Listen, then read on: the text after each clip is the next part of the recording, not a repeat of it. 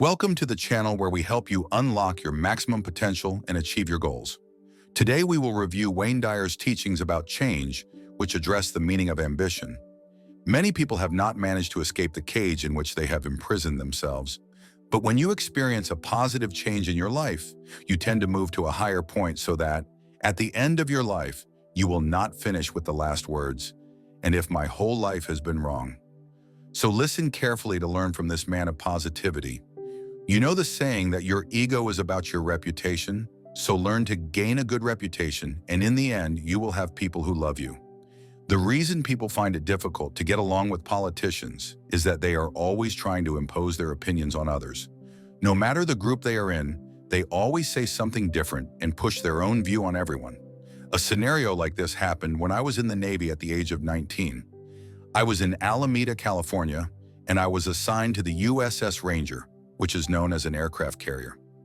Back then, it was known as the largest ship in the world, although it has since been decommissioned. The ship had the number CBA 61.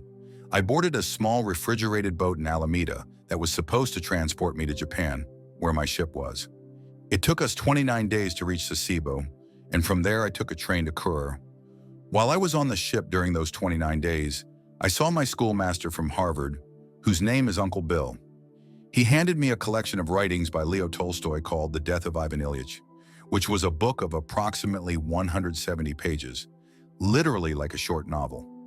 Uncle Bill said that if I could read The Death of Ivan Ilyich, I should try to read it quickly, because it would be of immense importance to me. Then on the 8th day, I took the book and began to read it.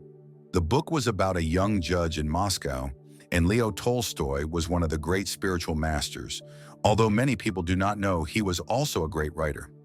Leo Tolstoy is a spiritual avatar, a divine master. He was the most famous person on the planet between 1904 and 1905. He was famous before the invention of television or radio. He was considered a seer, a great avatar, a great master, and a great visionary. There was a young man who was a judge, and his name was Ivan Ilyich. He used to go back and forth to work every day, doing it as if he were programmed to carry out the same routine, but he hated what he did. He was programmed to accomplish great things, but wanted a change of destiny from the ordinary things he kept doing. That is why he hated his wife, because she was the one who got him into his job in the first place. He felt she was solely responsible for not allowing him to fulfill another destiny. At the end of his book, titled The Death of Ivan Ilyich, in the final paragraph, there was a short story about how he held his wife's hand while lying there looking into her eyes. And the last phrase he said was, "And if my whole life has been wrong." He died. After reading, I closed the book and wrote a note to myself. "Dear Wayne, do not die while your music is still inside you." I carried that fact with me. I must not die with my goal and purpose unfulfilled. Later, that became part of me. Many years after, I wrote a book called The 10 Secrets for Success and Inner Peace for my children. I wanted my teenage children to have an idea about the most important ideas, one of which was the idea of not dying while the music is still inside you, and another was to tell them about a man. In the book, I explained that the man was a highly respected judge, respected by many, but nevertheless, his question as he was dying was whether his whole life had been wrong. That question still gives me chills to this day. But I do not think I would have that same regret or look into someone's eyes and say that my whole life had been wrong because I made the change. I have experienced those kinds of moments before. A moment in which you are astonished because things are vividly clear to you and you are benevolent and endure all kinds of things. I felt that way when I recently left a job. I left the position of tenured professor, which was a very secure position with a guaranteed income and many other benefits. Several key moments appear for almost everyone, but what those moments mean is usually described as vivid, surprising, kind, benevolent, and lasting. Something happens when a person is fiercely trying to get money and receives it without hesitation. In that moment, you are living in heaven on earth. That is why, within yourself as a reference, Leo Tolstoy once wrote a book known as The Kingdom of God is Within You. The book is mainly about the concept of having it inside you. I am not so sure that it is much about letting go. Rather, it serves as a reconnection to what I call the power of intention. The power of intention is not about arguing with the ego, not about saying, I intend to make something happen, nor about saying you must be able to do it. The field of intention is a field in which all things are intended. So all you have to do is reconnect to that creative field. You must put yourself in harmony with the 10,000 things intended in the world. And when this happens, it is known as the basic phase of our lives, when we all reconnect with our source of being. Once, Castaneda said there is a great link between you and the field of intention. But for most people, it is an oxidized link that is not clean. Sometimes we realize that something big is about to happen. We say, oh God, there is something big about to happen. And we are like, oh wow, look at that. You meet a particular person and the right things begin to appear, and we all have a kind of synchronicity. Carl Jung coined synchronicity, and I believed it was a kind of collaboration with destiny. It would feel as if you knew everything, and everything was working in the right direction for you. And the right people begin to show up, things begin to form in your life, and then you begin to see synchronicity happening throughout your life. When you let go of your ego, because what the ego would do, according to one of the great spiritual masters, Patanjali, is present the false self. The idea that what you have and what you are currently doing will separate you from others and also separate you from God.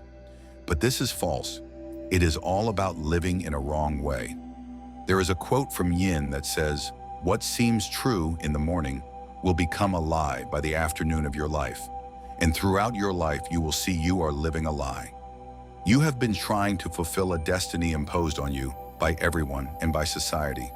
But right now there is music you came to play with the intention that you will end up playing the music, even if you take the risk to do whatever is necessary to achieve it. I will guide you and try to make things easier for you so it does not have to be a struggle. All you have to do is try to convince yourself, which is not difficult. You must observe the thoughts of the system that have kept us for so long from changing our thought patterns, so habituated. If you look closely, you will see you have asked yourself some kind of question. Why has a person been overweight almost all their life? It is not because they were destined to be fat, but simply because of their way of thinking. They have a different type of thought pattern, and this is the same with addictions or why you keep attracting the same wrong people into your life, or whatever it may be.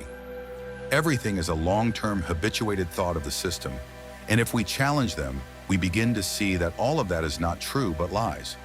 We all live in a world where anything is possible, a life where there are no accidents. There is an organizing intelligence that supports all the things that happen in the universe. And we all live in this universe as if we were tiny microscopic elements, as if we were separate things that must do things in a certain way. We all try to fit into a certain system, but none of what we did was true. What do you think of Wayne's teachings of positivity? When you love and trust yourself, you are loving and trusting the wisdom that created you. And when you do not love or trust yourself, you are denying that infinite wisdom in favor of your own ego. It is important to remember that at every moment of your life, you have the choice to be a host of God or a hostage of your ego. So here is the question, host or hostage? The ego's belief that you are separate from everyone else, separate from what is missing in your life, and worst of all, separate from God, makes it even harder for you to live according to intention. Respecting yourself. The idea of separation by the ego fosters your feelings of being in competition with everyone and of evaluating your worth by how often you emerge as a winner. As a hostage of your ego, self-respect is unavailable because you feel judged by your failures. From this grim picture produced by the negative ego, self-rejection arises. It captures you and turns you into a hostage, preventing you from acting as a host of that from which you come. Being a host of God means always seeing your authentic connection with your source. It means knowing it is impossible to ever disconnect from the source from which you come. Personally, I greatly enjoy being a host of God. Each morning as I write, sitting in this studio reading these words, I feel I am receiving words and ideas from the power of intention, which allows me to put these words on this page and in this recording. I trust this source to provide me with the words. Therefore, I trust the source that brought me into this physical world. I am eternally connected to this source. This awareness simply does not include any lack of respect for the intention to write a book or create this recording. The conclusion I have reached is that I am worthy of my intention to write a book and to create this and have it published and in your hands today. In other words, I respect the peace of God that I am. I access the power of intention, and my feeling of respect for it enhances my self-respect. So by loving and respecting yourself, you are being a host of God and inviting the energy of creation into your consciousness and your daily life. By connecting with the power of intention, let us look at the energy of intention and your respect for yourself. If you do not believe you are worthy of fulfilling your intentions for health, wealth, or loving relationships, then you are creating an obstacle that inhibits the flow of creative energy in your daily life. Remember that everything in the universe is energy that moves at various frequencies. The higher the frequency, the closer you are to spiritual energy. In the lower frequencies, you find scarcity and problems. Intention itself is a unified field of energy that intends everything in existence. This field houses the laws of nature and is the inner domain of every human being. This is the field of all possibilities, and it is yours simply by virtue of existing. Having a belief system that denies your connection to intention is the only way you cannot access the power of intention from the infinite field. If you are convinced you are not worthy of enjoying the field of all possibilities, then you will radiate that low energy. This will indeed become your attracted energy pattern, and you will send messages to the universe that you are not worthy of receiving the unlimited abundance of the originating spirit. Soon you will act on this internal conviction of disrespect for yourself. The antidote to this grim picture is to make an internal commitment to respect yourself and feel worthy of all that the universe has to offer. If someone is entitled to success and happiness, everyone is, because we are all always connected to intention. In short, disrespecting yourself is not only disrespecting one of God's greatest creations, it is disrespecting God. When you disrespect your source, you say no to it and move away from the power of intention. This stops the flow of energy that allows you to implement your individual, unwavering intention. All the positive thinking in the world will do you no good if those thoughts do not arise from respect for your connection to intention. The source of your thoughts must be celebrated and loved. This means having self-respect that is in harmony with the omniscient source of intelligence. What is the source of your thoughts? Your being. Your being is the place from which your thoughts and actions come. When you disrespect your being, you set off a chain reaction that culminates in unfulfilled intentions. What you think about yourself is what you think about the world. How do you see the world in which you live? What do you think of people in general? Do you believe evil triumphs over good? Is the world full of egocentric, selfish people? Can an ordinary person get ahead? Are government entities and all their representatives corrupt and untrustworthy? Is life unfair? Is it impossible to progress if you do not have connections? When you have a grim view of how the world is, you become insensitive to potential help that is there to support you in your own intentions. Why would others want to help you if you see them as despicable? Why would the universal force be attracted to something that repels it? How could such a world help someone with noble intentions? The answers to these questions are obvious. You attract into your life what you feel inside. If you feel you do not deserve to be respected, you will attract disrespect. This weak self-regard is the result of an exceptionally oxidized link with the field of intention. This link must be cleaned and purified, and that happens within your own mind. I have chosen specifically self-respect as the first chapter in the second part of this recording on applying intention, because without high self-esteem, you stop the entire process of intention. Without unwavering self-respect, the process of intention operates at lower levels. The universal field of intention is love, kindness, and beauty, and it brings into the material world all that it creates. Those who wish to replicate the works of the universal creative mind must be in harmony with the attributes of love, kindness, and beauty. If you disrespect anyone or anything that God creates, you are disrespecting that creative force. You are one of those creations. If you see yourself with disrespect, you have abandoned, or at least clouded, your connection with the power of intention.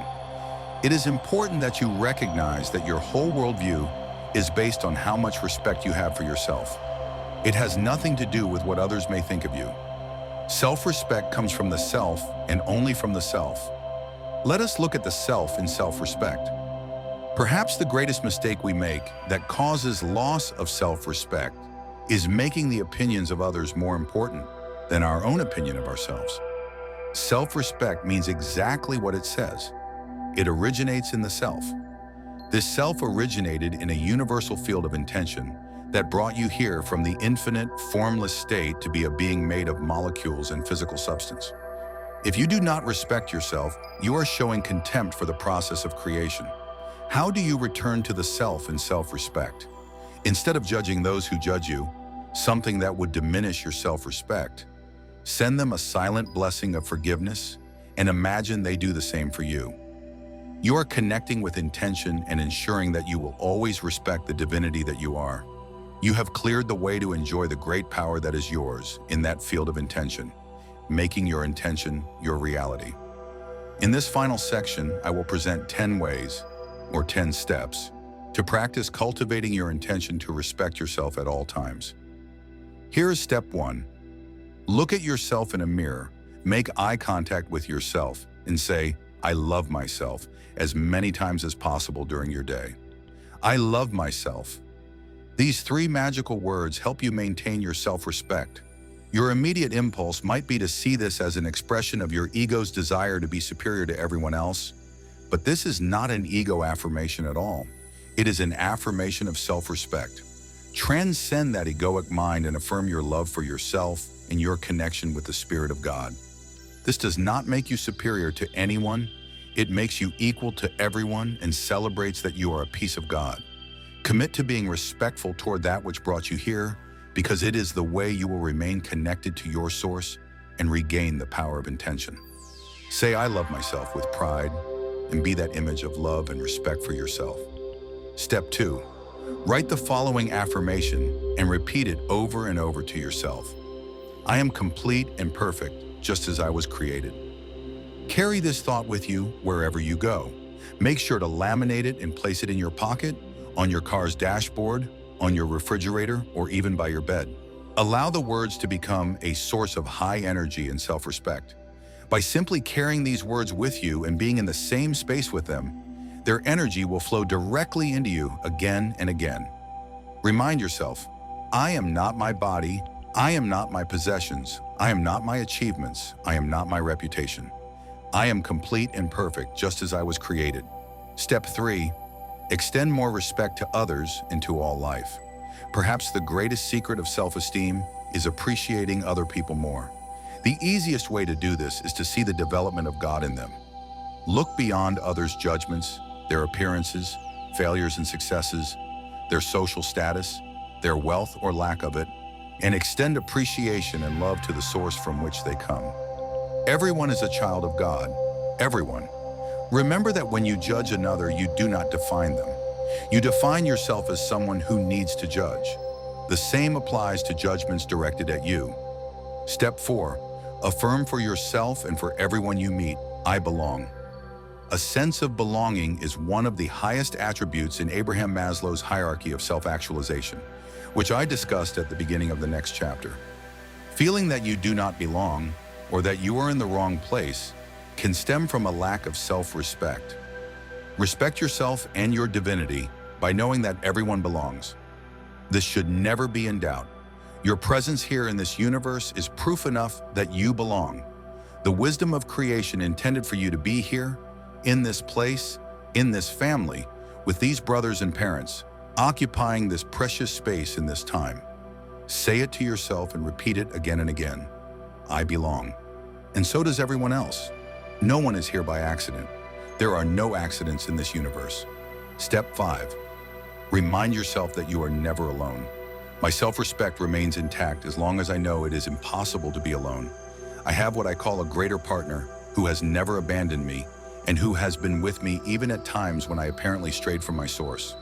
I feel that if the universal mind has enough respect to allow me to be here and to work through me and protect me at times when I have deviated into spiritually dangerous territory, then this same mind deserves my reciprocal respect. I recall my friend Pad McKem, a radio host on KOTO Radio in Phoenix, Arizona, telling me about his encounter with Mother Teresa in her studio. Before interviewing her on his program, He begged her to allow him to do something for her. Anything. He pleaded, "I would just like to help you in some way." She looked at him and said, "Tomorrow morning, get up at 4 o'clock, go out into the streets of Phoenix and find someone who lives there and who believes they are alone, and convince them that they are not." That is great advice, because everyone who sinks into doubt or appears lost has lost their self-respect because they have forgotten they are not alone. Nobody is alone? Step 6, respect your body. You have been given a perfect body to house your inner, invisible being for a brief moment in eternity. Regardless of its size, shape, color, or any imagined imperfection, it is a perfect creation for the purpose for which you were destined to be here. You do not need to work to be healthy. Health is something you already have. If you do not disturb it, you can begin to fulfill this intention of living a life of self-respect by honoring the temple that houses you. You know what to do. You do not need another diet book, an exercise manual, or a personal trainer. Go inward, listen to your body, and treat it with all the dignity and love that your self-respect requires. Step 7, meditate always. Meditate to stay consciously in contact with your source, which always respects you. I cannot say this enough. Meditation is a way to experience what the 5 senses cannot detect.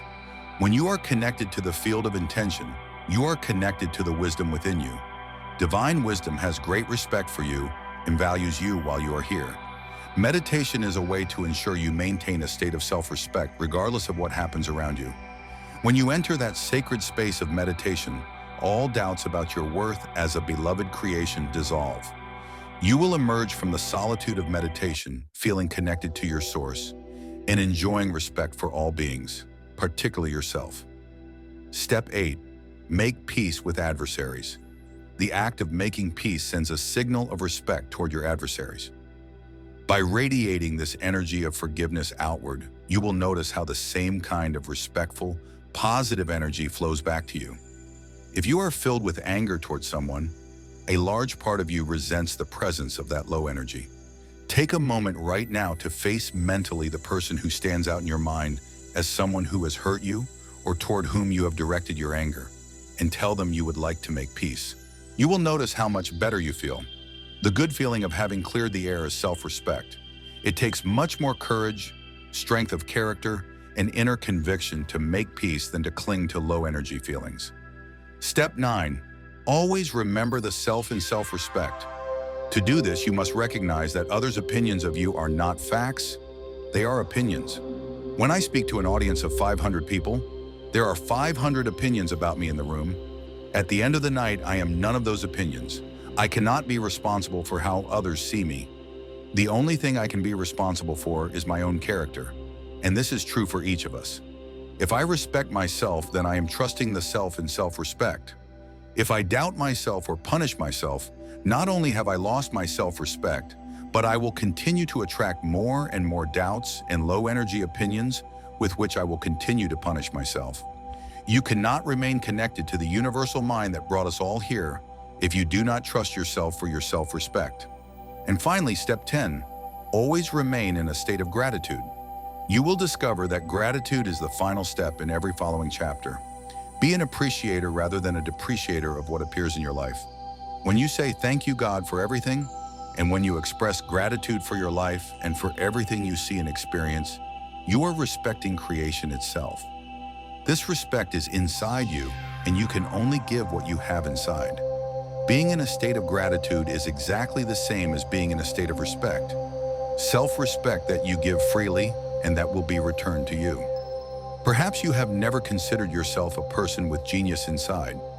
You may have thought the word genius was reserved for the Mozarts, Michelangelos, Einsteins, Madame Curies, Virginia Woolfs, Stephen Hawking's, and others whose lives and achievements have been publicized. But keep in mind that all of them shared the same essence of consciousness as you. They emanated from the same power of intention as you. They all shared the same life force that animates you.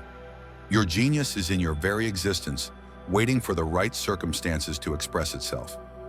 There is no such thing as luck or accidents in this intended universe. Not only is everything connected to everything else, but no one is excluded from the universal source called intention. Genius, being a characteristic of the universal source, must be universal, which means it is not restricted in any way and is available to every human being. It certainly can and does manifest differently in each of us. The qualities of creativity and genius are within you, waiting for your decision to align with that power of intention and change your energy level to access the genius within you. Higher energy is the energy of light, which is a forerunner of spiritual energy. The 7 faces of intention are the ingredients of the spiritual energy. When you change your thoughts, emotions, and life activities toward these realms and deactivate the lower energies of the ego, the divine force within you begins to take control.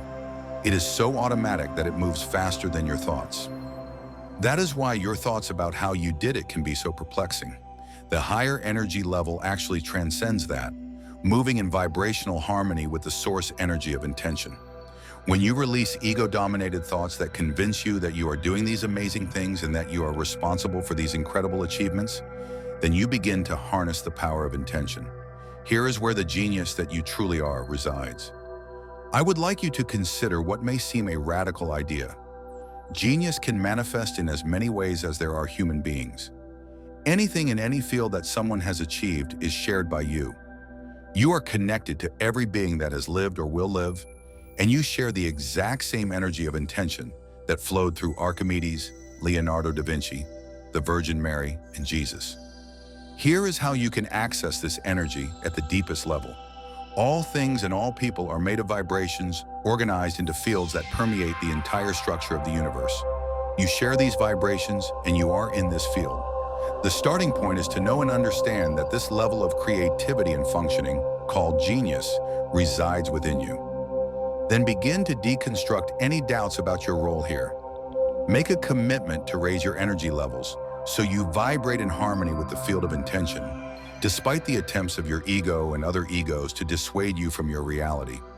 Pay attention to yourself in a way that allows the expansion of the infinite possibilities you are capable of reaching. You can decide, as I have, that repairing a car or surfing in the ocean is not what you are going to enjoy doing. You leave those activities to others and use your genius to engage in pursuits that please and attract you. Expand your reality to the point that you pursue what you love to do and excel at it. Involve yourself at the higher energy levels of confidence, optimism, appreciation, reverence, joy, and love, meaning love for what you do, love for yourself, and love for your genius that allows you to immerse yourself in any activity and enjoy the process of experiencing it fully. Trust your perceptions. The process of appreciating your genius involves trusting those inner flashes of creative intuition as worthy of expression. Never ever regard any creative thought you have as anything less than a worthy expression of your inner genius. The only caveat here is that these thoughts must be in vibrational harmony with the 7 faces of intention. Inner thoughts of hatred, anger, fear, despair, and destruction simply do not foster creative insights. Low energy, ego-dominated thoughts must be replaced and converted to the power of intention. Your creative impulses are real, vital, worthy, and hungry for expression. The very fact that you can conceive them is proof of this. Your thoughts are real, they are pure energy, and they are telling you to pay attention and to polish that link with the power of intention by living at levels different from those you have accepted as normal or ordinary. At those levels, everyone is a genius. Appreciate genius in others. Every person you interact with should feel the inner glow that comes from being appreciated, especially for the ways they express their creativity. A central theme that strengthens the flow of the power of intention is wanting for others what you want for yourself. Appreciating the genius of others draws high, competent energy toward you. By seeing and celebrating creative genius, you open a channel within yourself to receive the creative energy of the field of intention. My son Sans, 16 years old, has a unique way of riding a surfboard, different from everyone else in the ocean. I encourage him to do what comes naturally and to express it with pride.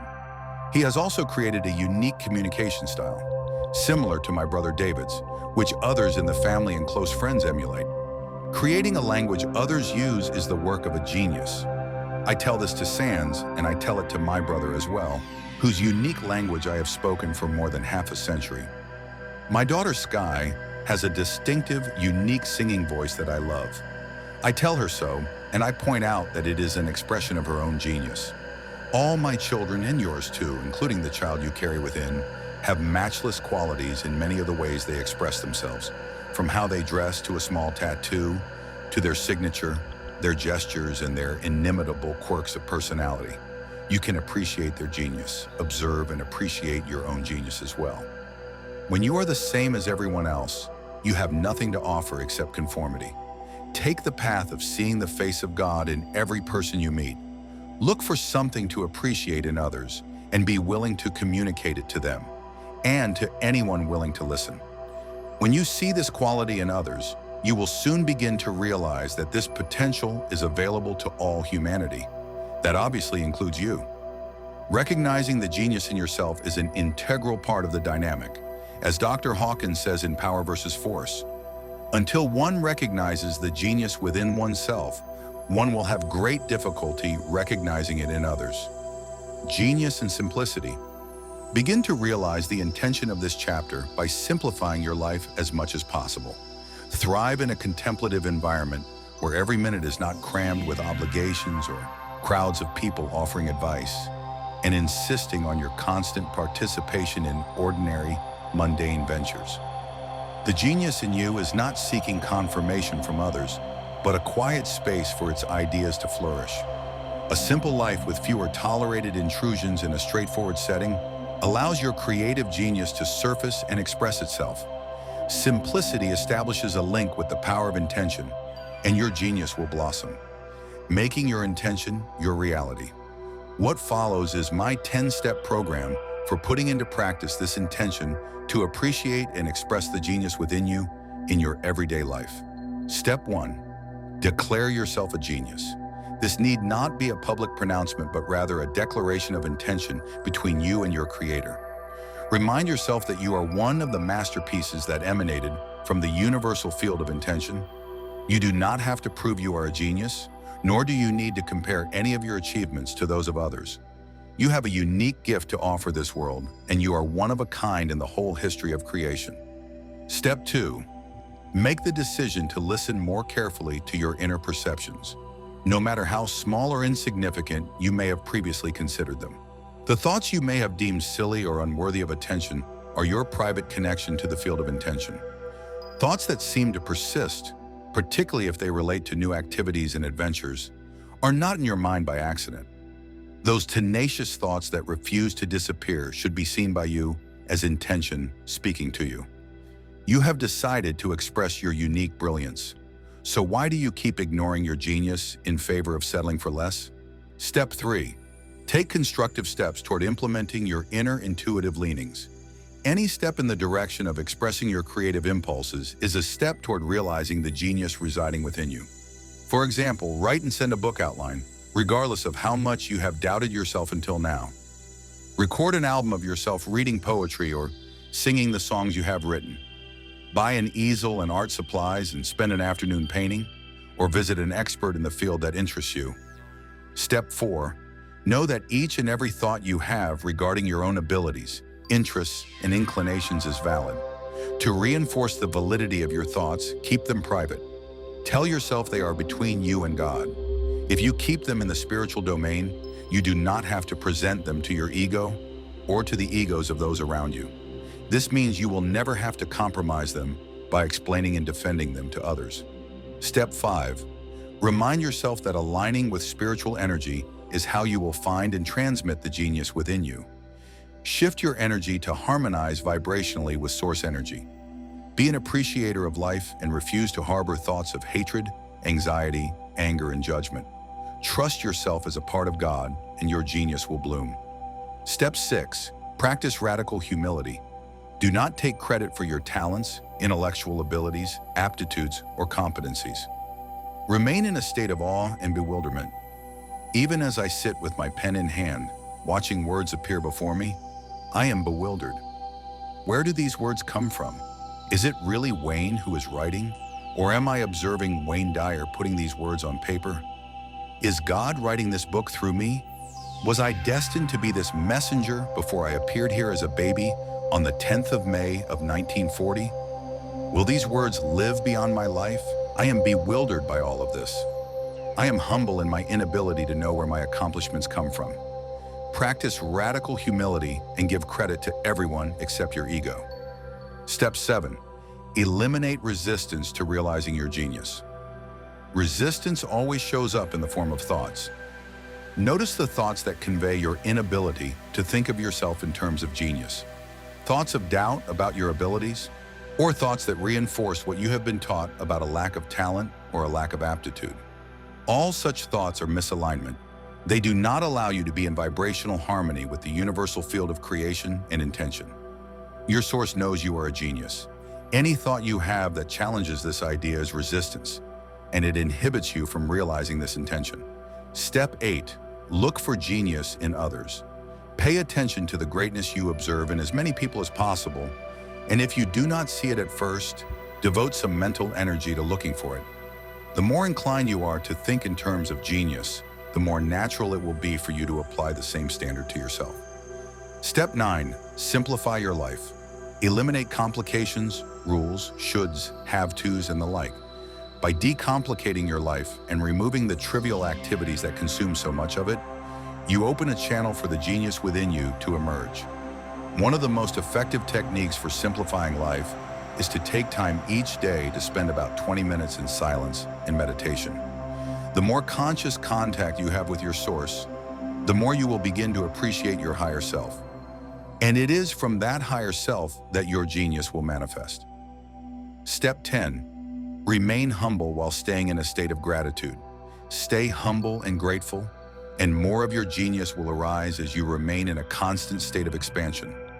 Gratitude is sacred space where you allow and know that a force greater than your ego is always at work and always available.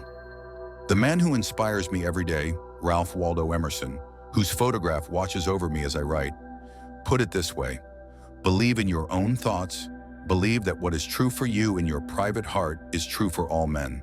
That is genius. Take this awareness and apply it to your life. Another genius tells us how to do it. Thomas Edison once said, "Genius is 1% inspiration and 99% perspiration." There you are, sweating already. It is my intention to live my life with purpose. A sense of purpose sits at the top of the self-actualization hierarchy created by Abraham Maslow more than 50 years ago. Through his research, Dr. Maslow discovered that those who feel purposeful are living the highest qualities humanity has to offer. During the many years I have been in the fields of human development, emotion, and spiritual consciousness, this is the theme I am asked about repeatedly. Questions like, how do I find my purpose? Is there really such a thing? What if I do not know my purpose in life? Being on purpose is what the most self-actualized people achieve on their life journeys, yet many individuals feel little sense of purpose and even doubt that they have one in the first place. Feeling purposeful. In response to the question, what should I do with my life? I suggest there is only one thing you can do with it. Since you came into this life with nothing and you will leave with nothing, you can give it away. You will feel most on purpose when you are giving your life in service to others.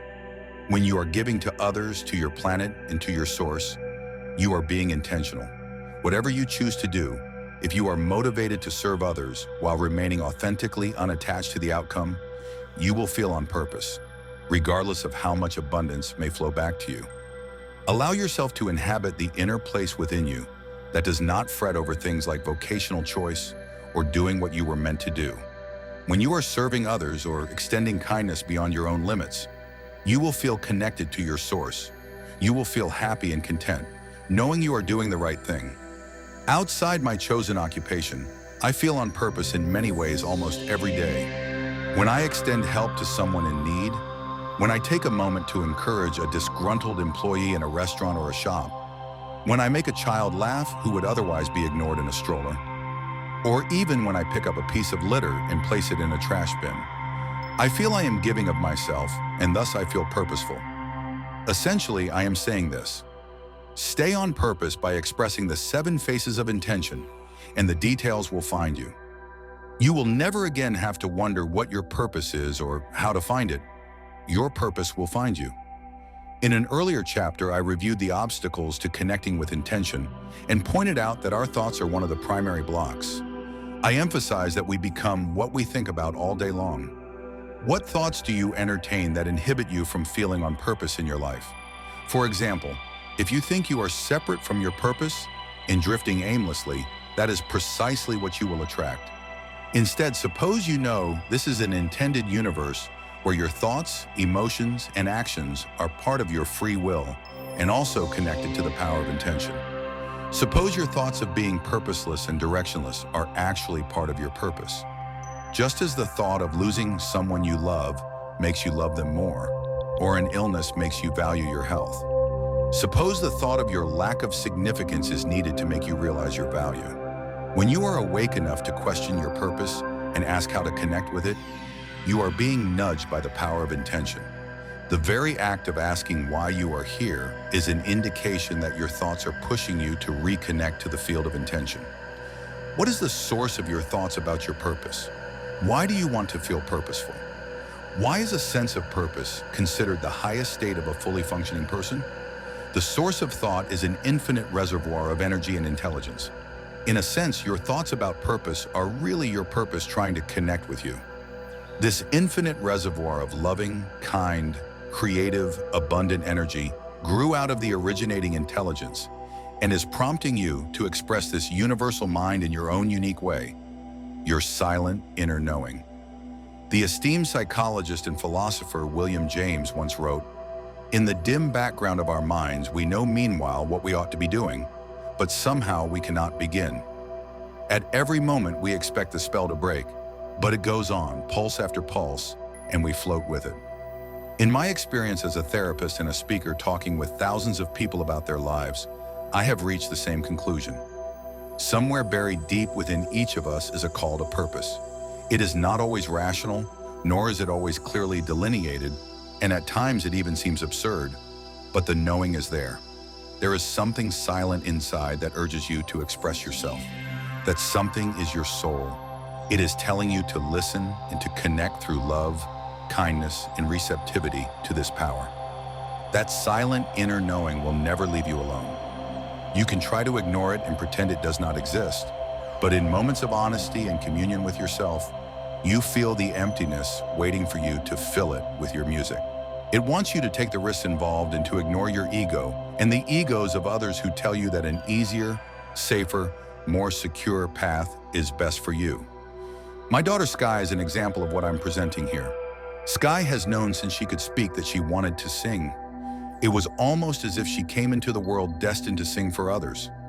Over the years, she has sung at my public appearances, first as a 4-year-old, and then at every age up to 22. She has also sung on my public television specials, and the response to her singing has always been gratifying. As a student immersed in a music program at a major university, Sky studied from academic and theoretical perspectives. One day in her 3rd year, we had a conversation focused on her purpose and the silent knowing she had always carried. "Dad, the university infuriates me. I simply do not feel I can do what I know I have to do sitting in a classroom studying music theory. I just want to write my own music and I want to sing. It is the only thing I think about. It is what my whole life has been, but I do not want to disappoint you and Mom. How could I, who tell my readers not to die with their music still in them, tell my 22-year-old daughter to stay in university because it is the right path and it is what I did?" I encouraged her to listen to that silent knowing I had seen in her since she was a small child and to follow her heart. As Gandhi once said, "To give your heart is to give everything." This is where God resides, in Sky and in you. I asked Sky to make a supreme effort to live her purpose by serving those who would hear her music instead of focusing on getting famous or making money. I told her, let the universe handle those details. Write and sing because you must express what is in that beautiful heart of yours. Then I asked her to think from the end and to act as if everything she wanted to create for herself was already here, waiting for her to connect to it. Recently, she expressed discouragement about not having her own album in the world, and she was acting from thoughts of not having an album in the world. Consequently, there was no album, and there was a lot of frustration.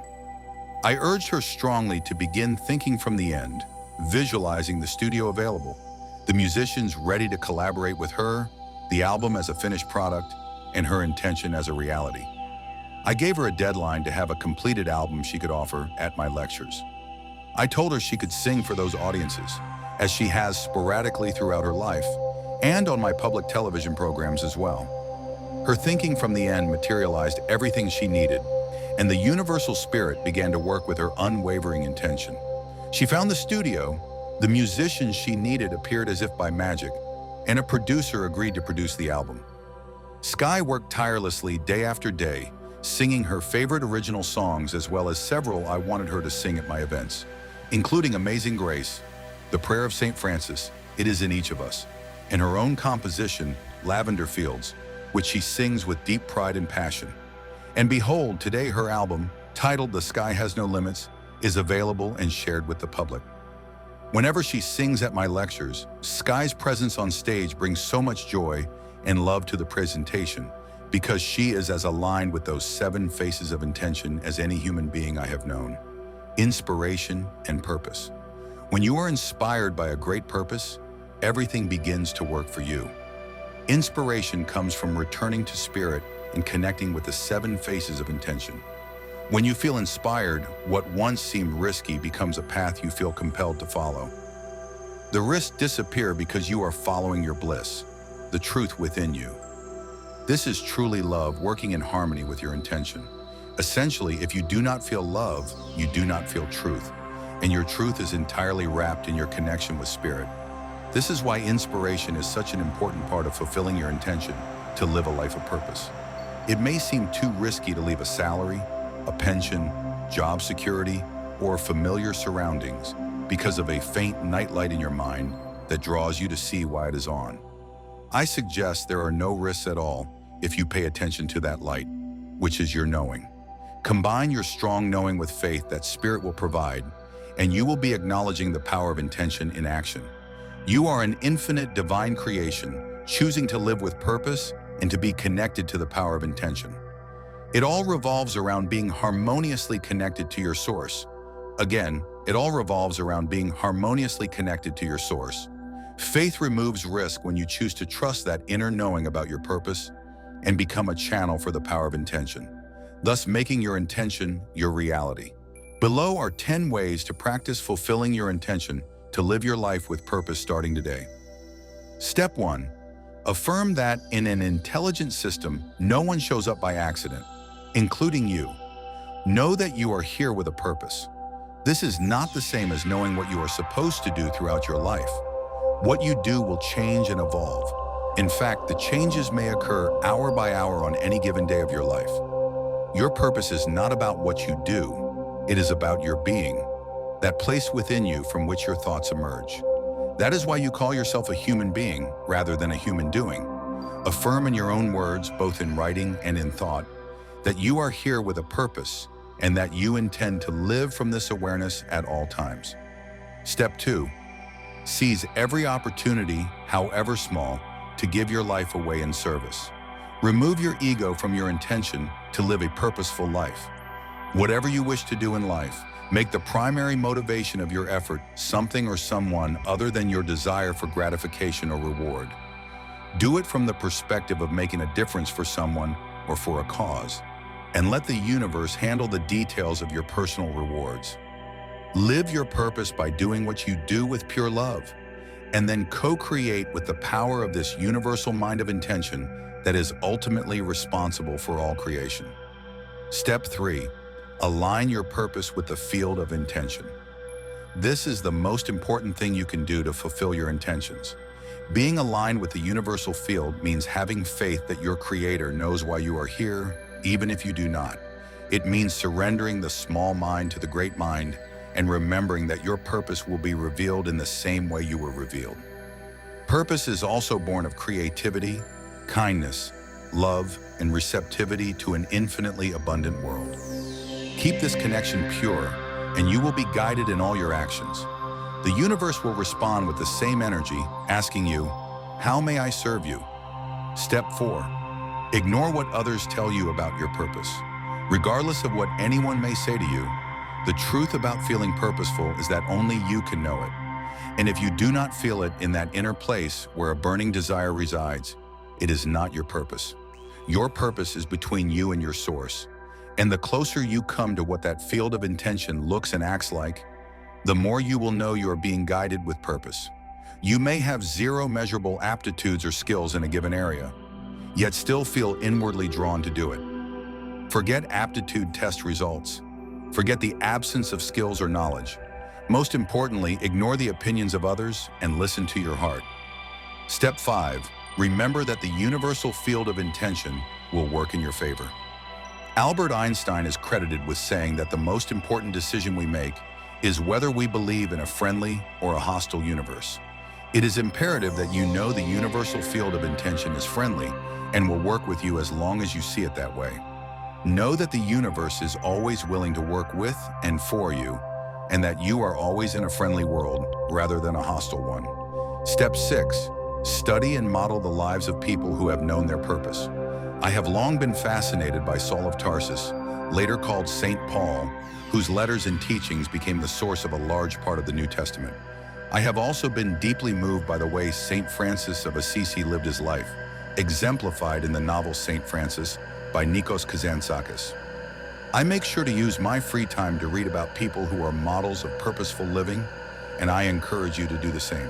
Step 7. Act as if you are living the life you were destined to live, even if you feel confused by this thing called purpose.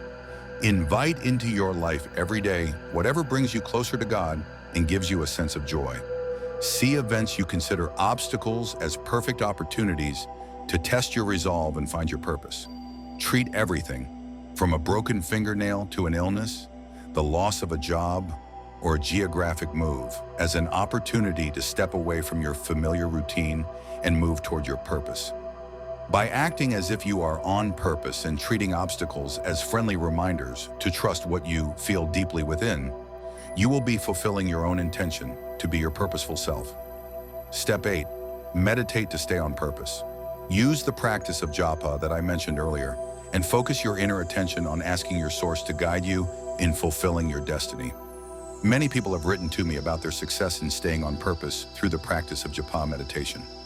I am deeply moved when I read about those who use japa, the repetition of the name of God, to help them fulfill their divine mission.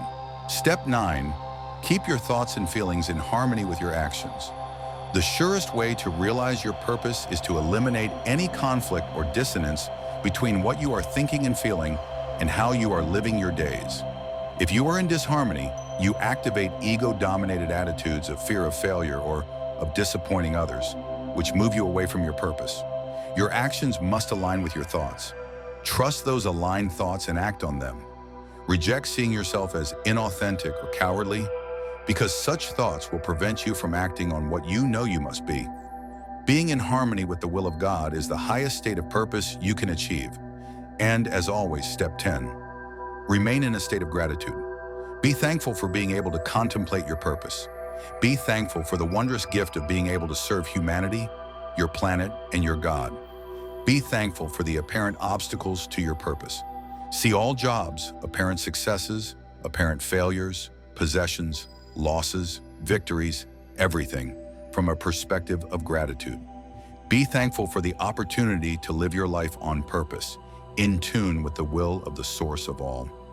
That is a lot to be grateful for. It seems to me that searching for our purpose is like searching for happiness. There is no path to happiness. Happiness is the path. And so it is with living your life with purpose. It is not something you will find. It is how you live your life, serving others and bringing purpose to everything you do. That is precisely how you fulfill intention, which is the title of this chapter. When you are living your life with purpose, you are dwelling in love. When you are not dwelling in love, you are off purpose. Your aim in accessing the power of intention is to return to your source and live from that awareness, replicating the very actions of intention itself. That source is love. Therefore, the fastest way to understand and live your purpose is to ask yourself whether you are thinking lovingly. Do your thoughts flow from a source of love within you?